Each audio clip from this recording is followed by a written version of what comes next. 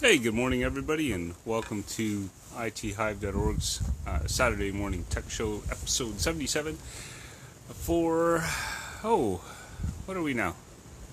I think it's maybe March 23rd or 22nd. I don't know, somewhere around there.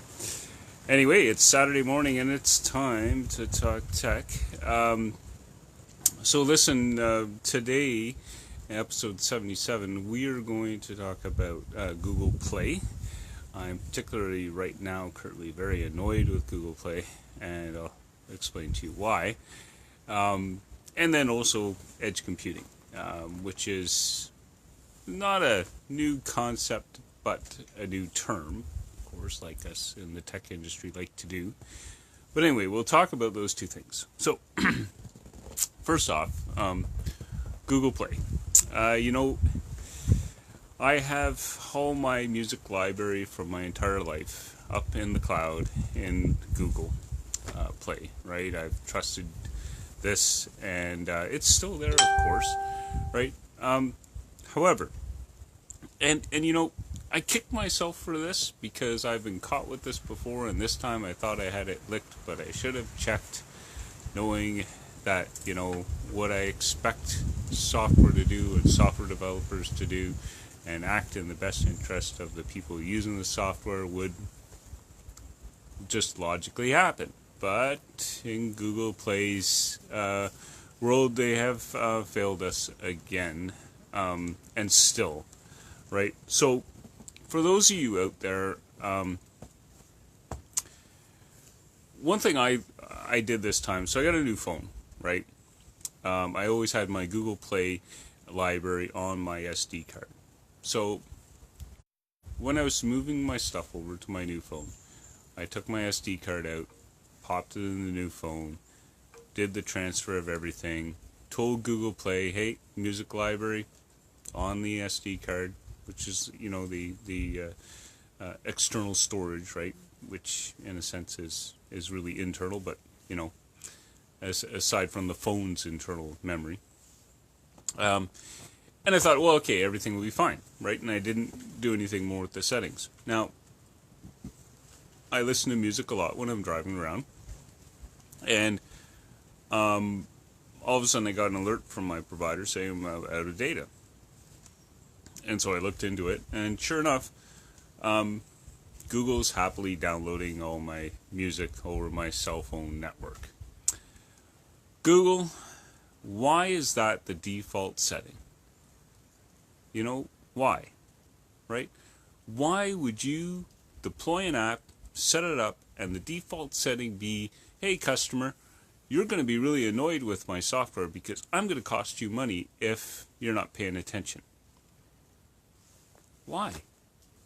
It's a simple decision, right? Have the default settings be Wi-Fi only, right? There's going to be no cost to the consumer or the customer, right? If they don't like that setting, they can change it with the understanding that it's going to cost them some money, right? Which maybe you could warn them about, right? It just doesn't make any sense to me, right? And really, I think this kind of stupid logic in software really indicates to me a company that has too much, is too big, and just, there's no competition, right? Basically, because there's no one saying, hey, you should do a better job, right? They just keep on doing it. And Google Play's been like this for version after version after version, right? Because, I kicked myself for falling into this trap one more time, but I did. And I guess in my mind, I thought, well, my music's on my SD card. Why would it download my music? Right? Yeah, anyway, Google Play, right? I don't know. What do you do, right? When we don't have enough options in the tech world, we get stuff like this, right? Unfortunately, right? And when we don't have enough options, we don't have enough competition, so then we have to start voicing our opinion and demanding something better from Google and Microsoft and Apple and Amazon, all the big tech companies, right? We can't accept this kind of stuff, right? So anyway, that is that. I can't do much about that now.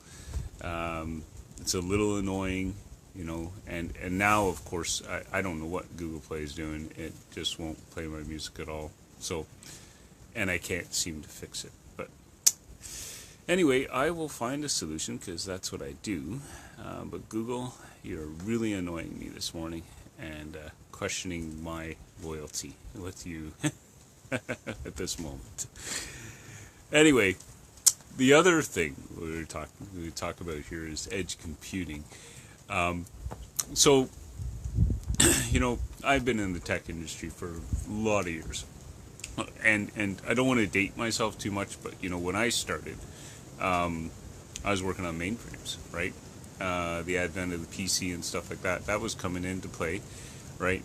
And so with mainframes, everything was centralized, right? It was stable. You had release, and very mature type of computing and setting up an environment. And then we got into personal computers and servers, and things became more distributed in nature, right? A lot harder environment to manage than from the mainframe days. And largely today, still an issue, just because things are there's so many wheels involved, right? And a lot of companies and people and stuff, they're just like, oh, well, we need to cut costs, and we need to cut the human equation out of managing that, and then it just becomes even more of a nightmare. Well, now, edge computing is still, we had this trend, well, okay, do everything in the cloud, right? But now there's a realization that that's not always possible, right? So edge computing is more about a hybrid solution between cloud processing and local processing, and having that integration tightly wound together. So, is this complex? Oh yeah, there's going to be complexities, and with complexities there's going to be security issues, and with security issues there's going to be data breaches, right? And so once again, it's like as consumers or businesses that are looking at, okay, what do I do and how do I do it and what's the best way to do it? A couple of rules of thumb I have is that stay away from the bleeding edge, right? Let others bleed on that stuff, right? It's good to be aware of what's coming, and I think edge computing is definitely, obviously a logical step, because there's a lot of benefit with the cloud, right? But there's a lot of drawback too, right? So you need that mix, right? And here's the challenge, right? Because for every business, the solution or the approach that you go, right, has to fit your business needs first, right? You can't just go with a technology because, oh, well, that's cool, right? We'll do that, and, because it's cool or it's new or whatever, right? Look at your business, right? Look at where it is today, where you want to take it, what you want to do, what you want to deliver, right? Where are your risk points? Where are your weaknesses, right? All these things need to be factored in. And if you're not having these discussions or these thoughts or answering these questions, right, you really don't have a strategy, right, to move forward. And, in my years of doing this, nobody uses technology the same way. No businesses use technology the same way. There's always really differences, and you have to let the business drive that, right? But the business has to be aware of what capabilities what can be done, right? So that's what's really important with that. So, edge computing is going to make things more complex for sure, right? And, we're talking 2020. This will start to be more of a common phrase, but we will see what happens with that. My concern is that it would just be not managed properly, right? Just like today, we have this issue where technology just isn't managed properly, right? It's really, really difficult. And I've said this before on this show, right? The reason you have this phenomenon is that, well, there's a couple of factors, right? Businesses will look at IT departments and say, hey, oh, there's no problems, we can let some people go, right? But there's probably no problem because you have those people there making sure that there's no problems, right? So you do this, and then you set yourself up for disaster, data breaches, and all that stuff, right? Was it worth the saving of the money, right? I'm a strong opponent that people need to be behind the management of technology, right? There's only so much automation you can have. Technology will fail, and if you don't have people watching the shop, right, you're going to run into trouble, no matter what the paradigm is, right? If it's edge computing, cloud computing, local distribution computing, whatever the case may be, right? You need it to be managed, and you need to be managed by people that can think and say, hey, look, this is an issue, and also be accountable, right? So that's the thing, right? And I think edge computing is going to make this even more complex. We're going to see a lot of really interesting things, but also head-scratching things, like how do we go about this, right? What do we do? What options do we take? So, anyway, that's my 2 cents for this Saturday morning. We thought that spring was coming, and it's minus 18 this morning. Doesn't feel like spring, even though it's a few days into spring. But hopefully this is winter's last push.